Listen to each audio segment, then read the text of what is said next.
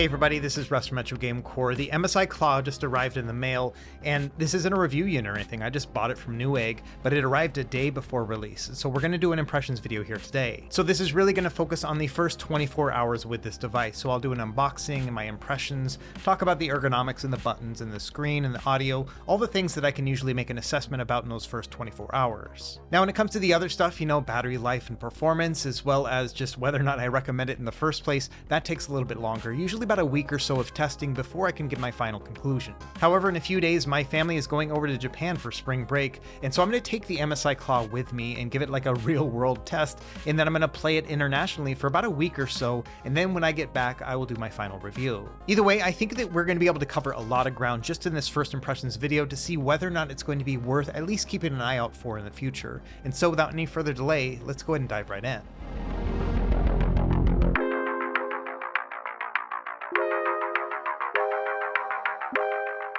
Okay, let's get started by talking about the specs, and I think the first thing worth talking about is going to be the CPU. This is the first flagship handheld that we've seen over the past couple of years that has an Intel Core chip.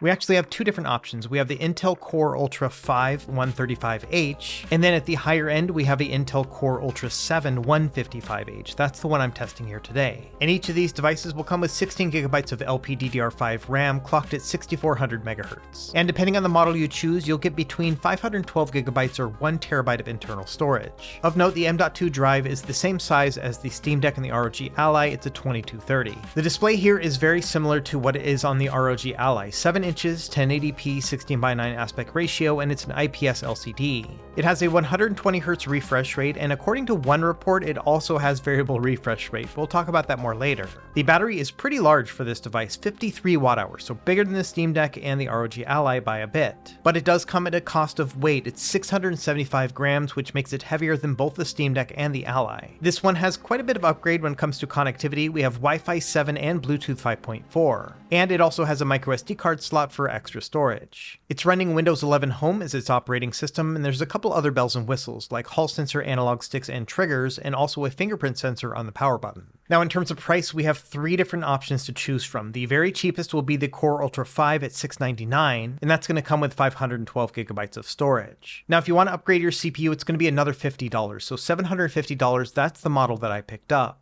But if you also want more storage, you can get the same Core 7 but with 1 terabyte SSD. That model is going to set you back $800. I went with the middle one just because I knew I had a microSD card slot so I could expand my storage myself. And like I mentioned in the intro, I bought mine from Newegg, but it's also for sale up on Best Buy and I think a couple other retailers as well. Anyway, let's go ahead and move into the unboxing. The box itself is relatively small and pretty cool looking. Inside, I thought it was pretty funny that the very first thing it has is a quick start guide. And in the guide, it tells you to plug it in, turn it on, and then do a bunch of Windows updates. And then after you do your Windows updates, you'll have to do MSI updates. That's a very typical handheld PC experience. Anyway, let's investigate further inside of the box. Now in the bottom, we have our power brick, and this is pretty interesting as well. I was kind of caught off guard by the sheer size of it. It's almost like a laptop power supply. Not only do we have a power brick, but we have two different cables. One side is USB-C, but then the other one is your typical power plug. And at first I thought, okay, well maybe this is just like a huge power bank, but it turns out it's just a 65 watt charger. Personally, I was expecting to see something like a GAN charger, something a lot smaller, more compact, especially because this is a compact and mobile handheld. And so this is something that I really wasn't expecting in the first place. To find a power cable this large, among all the handheld PCs that I've ever reviewed, this has got to be the biggest. And I did look into it a little bit on their website, and it turns out that yeah, this thing can support power charging up from 45 to 65 watts depending on your system state, but it gets pretty complicated, like it depends on what sleep mode you're using or hibernation or whatever power state that you're in. In the end, it says they recommend the MSI PD charger, but not necessarily require it, and so I did want to try out other chargers to see how it worked. Now bear in mind, this is a very rudimentary test right here. I just had a few hours to mess with it. And I did find that when using my 100 watt U-Green GAN charger, yes, it would charge the device when it was powered off. However, when the device was turned on and I tried to plug it in the exact same way, it did not start charging. So I do think that there is some protocol issues right here in terms of using other chargers with this device. And I think that'll have some implications when you think about playing this in docked mode, because the dock obviously is going to have a different power distribution as well. Either way, I did confirm that if using their actual power plug, then yes, it will start charging even when it's powered on.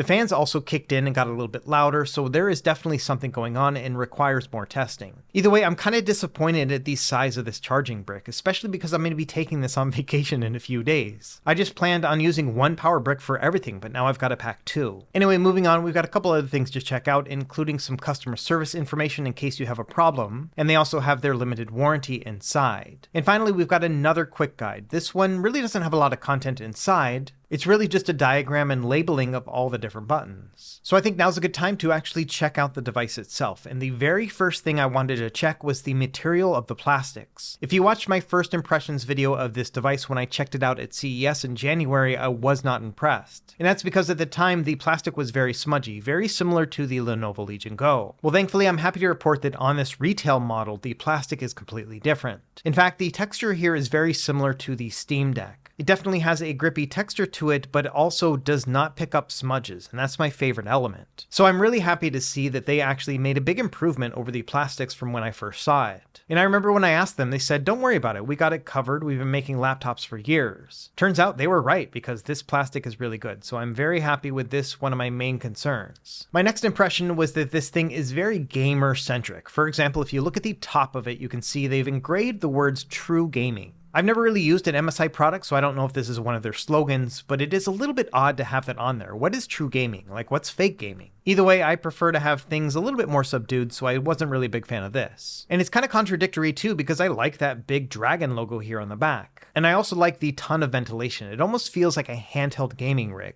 So I'm kind of mixed about the overall design, but steering more towards positive than negative. And looking at the front, it's kind of a dead ringer for the ROG Ally. Now I think that's pretty good because I love my Ally, but all the same, it does look very similar, just with a different color. Even the locations of the buttons and the speakers and all that are very, very similar. Moving on, let's check out the I/O on the top. First of all, you can see there's a huge exhaust vent all the way across the front. And then on the left, we have our power button, which has a fingerprint sensor, then an LED charging indicator. And then we have our micro SD card slot, our USB 4 Thunderbolt port. And then to the right of that, we have a headphone jack and our volume up and down. Now, I'm sure a lot of people are concerned about the micro SD card here at the top, especially because of all the issues that the Ally had. And I also brought that up at CES, and they said they've accounted for that with their cooling distribution. I think it'll take some time to really see. Anyway, taking another look at the back, you can see there's a ton of intake ventilation as well. So I do think that cooling was a primary concern for the engineers who built this device in the first place. And really, in terms of outer I/O, that's about it. There's nothing on the bottom at all, although I do wish there was another USB 4 port here at the bottom. Taking another look at the back, another thing I noticed on the bottom is there's an arrow. I'm not sure what this is pointing to. That's kind of strange. And then we have our two macro buttons. They're called M1 and M2. These are a little bit clicky, but kind of hard to press down on, which I think is a good thing when you have buttons on the back. And we'll talk about that when we get to the ergonomics, but first I want to talk about the controls on the front. We're going to start with the D-pad. This has a circular design, very similar to the ROG Ally, but there are two distinguishing factors I found when I started using it. Number one, the D-pad feels pretty stiff. In fact, I had to use quite a bit of force, more than I was expecting, to press this down. And it might be something that gets softer over time, but at least right now, yeah, it's a little bit more effort than I would like.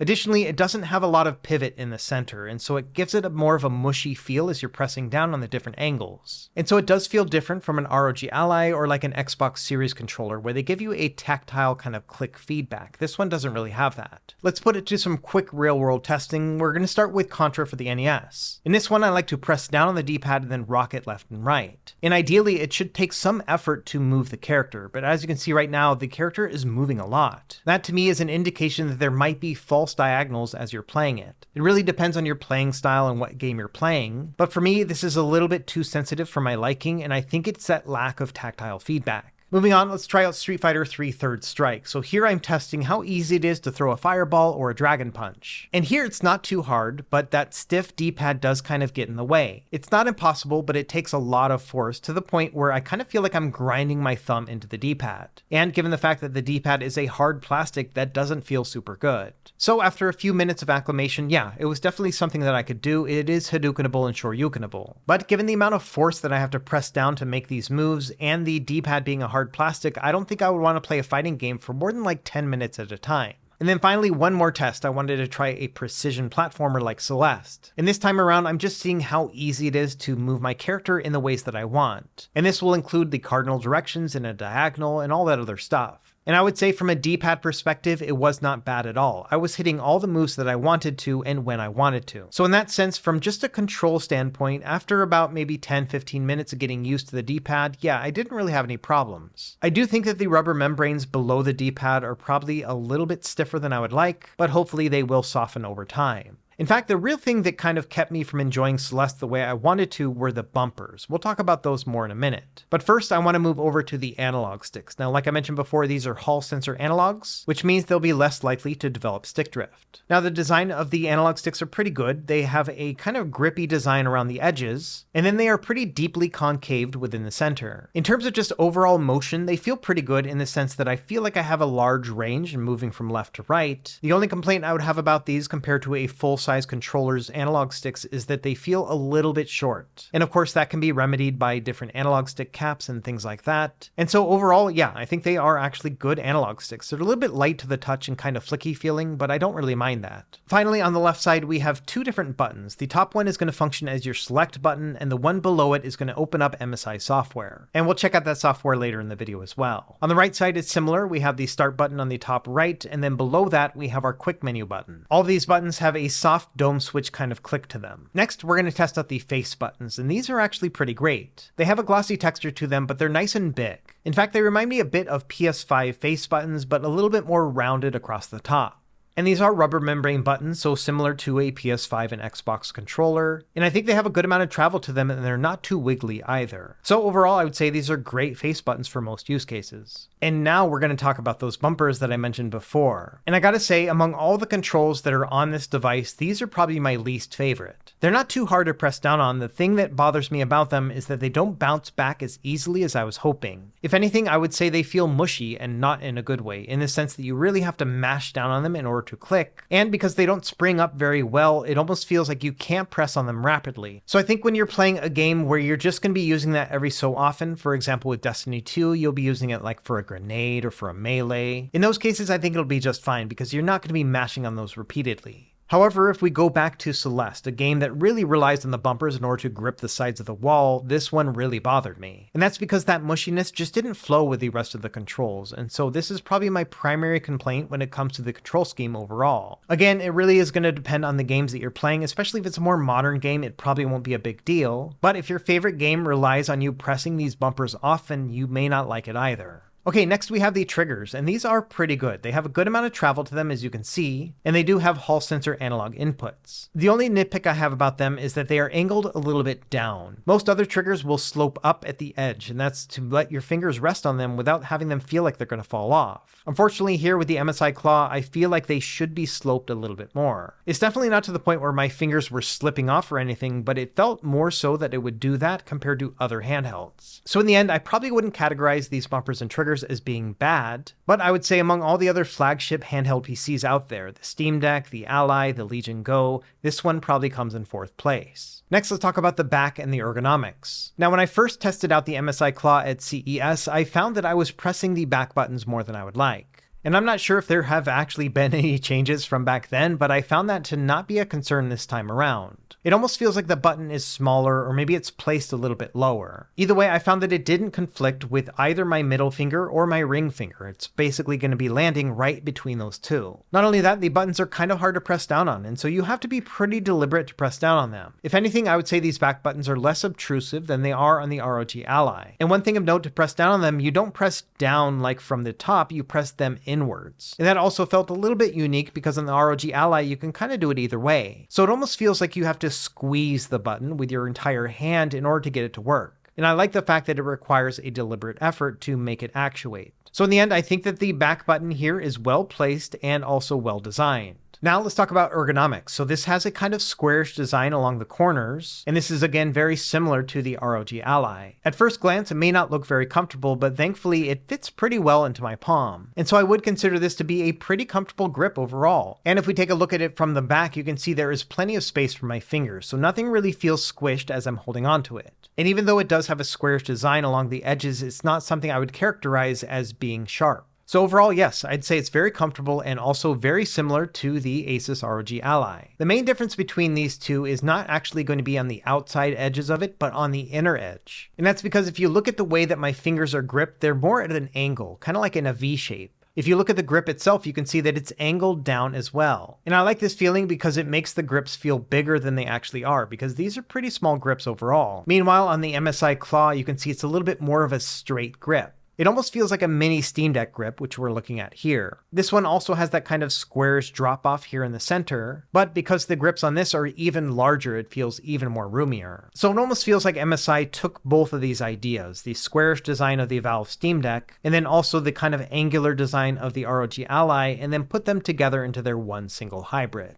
And by contrast, the Lenovo Legion Go feels a lot more different. This one is absolutely larger and has a larger grip. And this one is also kind of straight down as well, but has a more circular design to the grip overall. So I think this is more suited for people with large hands and want something bigger to grip onto. In the end, I do think that the MSI Claw is very comfortable to hold. I think I need more time with it to really kind of assess whether or not I like it more than the others. But as it stands right now, I have no concerns when it comes to ergonomics and grip and comfort. You can definitely tell that their engineers spent a lot of time sampling other products to make sure they got theirs right. And I love the fact that it's really designed with human hands in mind. And side note here, the vent smell is not half bad either. Next, let's do some impressions of the screen. First thing I wanted to test was how reflective it is overall. And if we reflect it against these studio lights, you can see that yes, it's pretty reflective, but there's a bit of diffusion as well. There's a little bit of haze around the lights, which means there must be something going on, but all the same, it's not very prominent.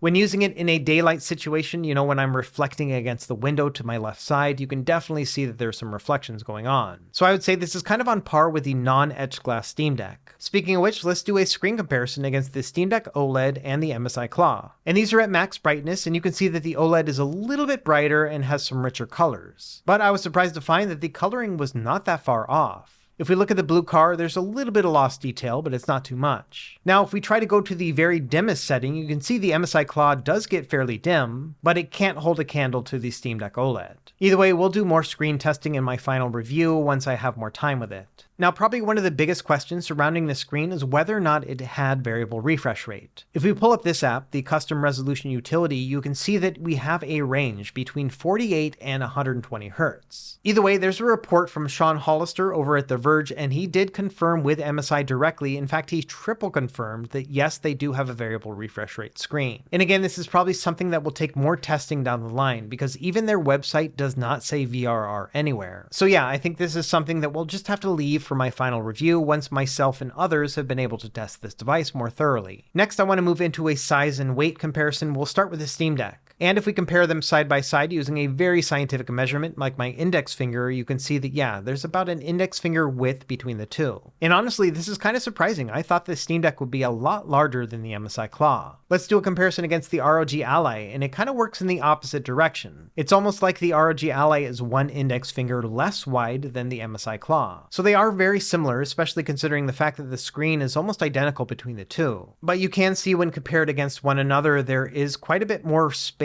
and room on the MSI Claw. Let me give you a more practical example. This is the Tomahawk case made for the ROG Ally. And as you can imagine, this one is a perfect fit for this device. Meanwhile, if we try to do the same with the MSI Claw, you can see there is not enough space here, so you would not be able to use this case with this device. However, I also happen to have the hardshell case for the Steam Deck made by Tomahawk as well. And this one happens to be a great fit for the MSI Claw. So if you're looking for a case and you don't want to get one from MSI directly, this one seems to be the best fit right now. And then finally, among the four devices we're kind of comparing against, let's do the Lenovo Legion Go. And this one is, yeah, quite a bit bigger than the MSI Claw. It's almost a finger and a half, almost 2 fingers really. And of note, between the two, when it comes to like color saturation and balance, I do like the Legion Go better than the MSI Claw, especially when you look at the blue in the sky as well as that blue car down below. They really pop on the Legion Go compared to the Claw, which is a little bit more washed out. Now, in terms of weight, the spec sheet said 675 grams, but mine weighs 668. That's still pretty hefty for a handheld. In fact, it is over 10% heavier than the ROG Ally, and it's about 5% heavier than the OLED Steam Deck too. But if we're looking for the beefcakiest of the handhelds, that's definitely going to be the Legion Go. This one's 861 grams. In the end, it feels like the MSI Claw is pretty hefty. It is like a compact and smaller Steam Deck. And the weight distribution here is pretty good. In fact, when I first tested it out at CES, I thought it was lighter than the ROG Ally. And I think that's a testament to how good this feels in the hands. So no complaints when it comes to the weight for me. Next, we're going to do an audio test. These are going to be at full volume, about at the distance of where your head would be when you're playing this device. And I'll swap between this and the other popular handhelds, and then we'll talk about it at the end.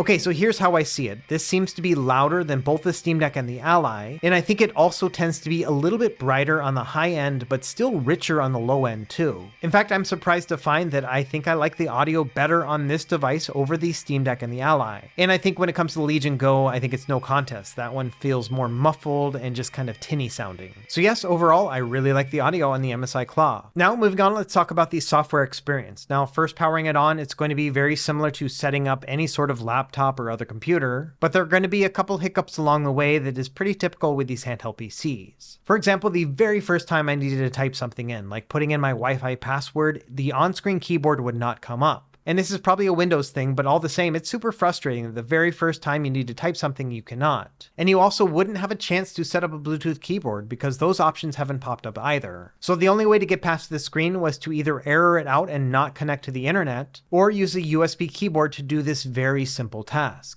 And this is a very typical software experience when it comes to Windows-based handheld PCs. There's always something that just kind of pulls you out of the moment. Anyway, once I got through and set up Windows, then I spent about an hour going through Windows Update and updating the MSI app and all that other stuff. And again, this is nothing special when it comes to those Windows handhelds. Either way, I'm just going to fast forward through all this stuff so we can get to the good stuff. Let's talk about the software. Now, MSI has their own front end, and it's actually fairly mature at this point. On the bottom menu bar, we've got a bunch of different options. On the left side, we have our performance options. Not only can you set them to specific performance factors, but they have one called AI Engine, and this seems to be like an auto TDP. In addition to that, you have like your high end, your middle end, and then low end when it comes to TDP and battery life. And we're not going to dive too far into this because it's an impressions video, but I do expect that I'll have more information about this after I've tested it for some time. You can also adjust it manually depending on whether or not you're on battery power or plugged in. Either way, for my testing, I want to try out the AI engine. I think this will probably have the most potential of being a plug and play experience. Now, in addition to the performance tweaks, there's a lot of control mode things that we can do as well. This does have a gamepad and desktop mode, much like the ROG Ally, and within the gamepad mode, you've got a bunch of customization. In fact, you can customize every single button, but you can also do things like adjusting the dead zone and the threshold of the analog sticks and the triggers. You can also adjust the vibration, which is set to 50% by default. Now within the macro section, you can set up your own hotkeys using those two back buttons, but they also have some default combination keys, and these are very similar to the ROG Ally again. Essentially what you do here is you press the back button and then one of the D-pad or face buttons, and that can do different Windows functions, which is really handy. And then finally, we'll bring up the quick menu by pressing that button below the start button. And this one's pretty self-explanatory as well. It has a bunch of quick access functions that you can use while in a game. For example, there's a real-time monitor, so if you tap on that, it's going to show your stats, and if you keep tapping on it, it'll get deeper and deeper. Now, all these quick settings are fully customizable in the fact that you can just kind of move them wherever you'd like, and you have a bunch of different options to choose from as well. And overall, there are 12 different buttons that you can have up at one time. So I found that going through this and actually kind of figuring out my own custom layout was a pretty great experience, because most of the functions that I would want, things like being able to kill an app or turn off Wi-Fi, all those are here. And of course, you can do things like adjust your resolution and refresh rate, all that other stuff. And then finally, the other thing worth noting is within the MSI app options, there are other configurations you can do as well. Here you can do things like adjusting the RGB lighting around the analog sticks and those face buttons. And there's also a bunch of different audio profiles. So if you want to adjust it while watching a movie or playing a game, you have all those options within here. So overall, I'm pretty impressed with the front end, especially on a day one of release. We can launch all of our games from here, but then you also have access to all of the different launchers here too. And if you happen to click on one of these and it's not already installed, it'll take you to the website so you can install it yourself. And finally, let's jump into gameplay testing. I spent maybe 3 or 4 hours testing games, and here are my observations. First things first, I was a little bit concerned about battery life on this Intel chip, especially on the low end. So when playing a game, say for example like Horizon Chase at 120 Hz, I thought this would just eat the battery. But it turns out it's not so bad. It's taking a TDP of about 13 watts with that AI profile, and the total system power is about 20 watts. That means we should get pretty close to 2.5 to 3 hours of gameplay when playing it like this. And if we go into the quick menu and drop the refresh rate from 120 Hz down to 60, we can actually improve our battery life by quite a bit. So here, playing the same game at 720p and 60 frames per second, we're getting a TDP about 10 or 11 watts, and the total system draw is about 15 watts altogether. And doing some quick math in my head, that should be around 3.5 to 3 hours and 45 minutes of battery life. I think that's pretty good. And so I was actually pretty impressed on the low end with certain games. However, as we started moving up, I got more and more concerned. So let's talk about that. We'll start with Hades, so I'm playing this at 60 frames per second at 1080p, and here I'm getting a TDP of about 17 watts and a total system power of about 25 watts. That means we should get a little bit over 2 hours of gameplay in these settings. And I'd say that's about on par with the ROG Ally, but definitely below the OLED Steam Deck. However, things get worse when we try to do 120 Hz. Here you can see that the total package power is about 35 watts altogether. That means we'll get less than 2 hours of gameplay with Hades at 120 frames per second. Now that's not the end of the world, I think that's probably overkill for this game, but I got more concerned when I started to play some more 3D based games. Let's use Halo Reach as an example. This is what I consider to be an Xbox 360 era game. When you think about other flagship handhelds like an Aya Neo or an ROG Ally, with this game I usually expect to play at around 12 watt TDP with 60 frames per second and 1080p resolution. However, here when using those exact same settings, I got an average TDP of about 24-25 watts. So this is requiring more power to get the same performance compared to those other AMD systems. And so the total system power here is about 45 watts. That means we're only going to get about an hour and 20 minutes altogether before the battery dies. And bear in mind, I'm not doing any thorough battery testing right now. I'm just kind of getting an impression as I'm playing these games and how much power it's demanding. And so far, this is taking a lot more power than equivalent AMD systems. Let's try a game that's a little bit harder to run. So this is going to be Destiny 2. Here I had to drop the resolution down to 720p and low settings just to get something that was pretty close to 60 frames per second. I'd say the average here is somewhere between 53 and 55.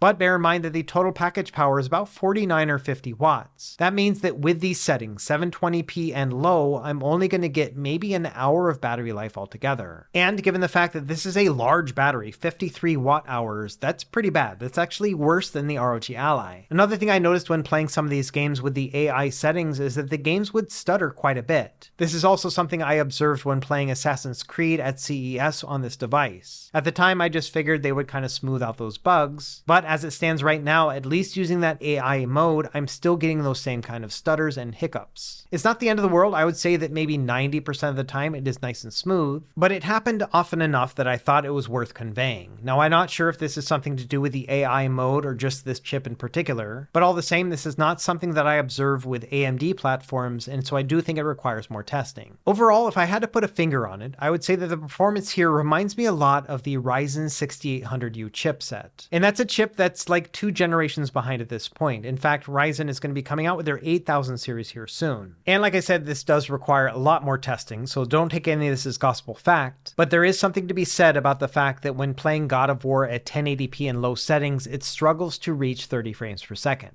And when you consider that FSR is not really a thing with this chipset, that means that we are left with a big performance gap between this device and other AMD handhelds. So in the end, yes, I think this does require more testing, but at least from a battery life and performance standpoint, I don't think it's looking very good. So with that preliminary testing out of the way, let's start wrapping things up and talk about 2 different factors. One is going to be the good stuff and the other is going to be the bad. For the good stuff, we're going to talk about the things that kind of delighted me. These are the things that I was surprised about or just thought was very good. Number 1 has to be the plastic texture. I was so worried about that when I first tested it out, and this is so much better than it was before. So when it comes to fingerprint resistance and just the overall feel, I think they nailed it. I'm really happy with this plastic. I also think that the device is very comfortable and the weight is well balanced.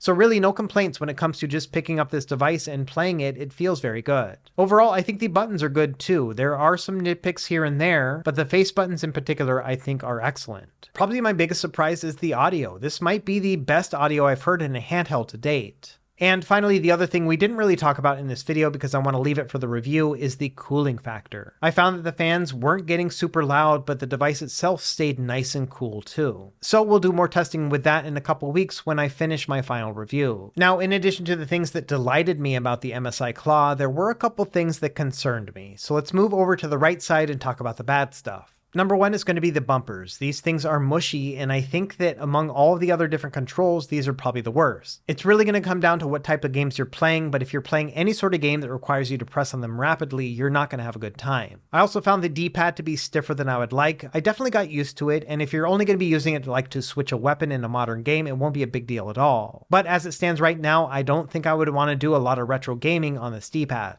Another thing that kind of bothered me about the device was that big old power plug. I'm not sure why they needed something so big or with those two different cables. For me, I want a PC handheld to be portable. In fact, I want to use other charging bricks for it and get full performance. And the fact that I didn't with the bricks that I tested it with kind of leaves me a little bit worried that I have to bring multiple bricks for multiple devices. Next, I felt like the gameplay left a lot to be desired. Number one, I had some stuttery moments here and there, but then also the gameplay was a little bit worse than I was expecting. I had to push a lot of power into it just to get it to play pretty well. And even then, the frame rate that I was getting was worse than expected. And as expected, when pushing a lot of power into these games, it's going to sap the battery a lot. And so even though this does have a nice big battery at 53 watt hours, I don't think the battery life is going to be great here either. Again, this is something I'll have to test more in depth later on, but all the same, I'm not impressed out of the gate. And it's kind of weird because there are some things about the MSI Claw just in these first few hours that were really great and others that left me a little disappointed.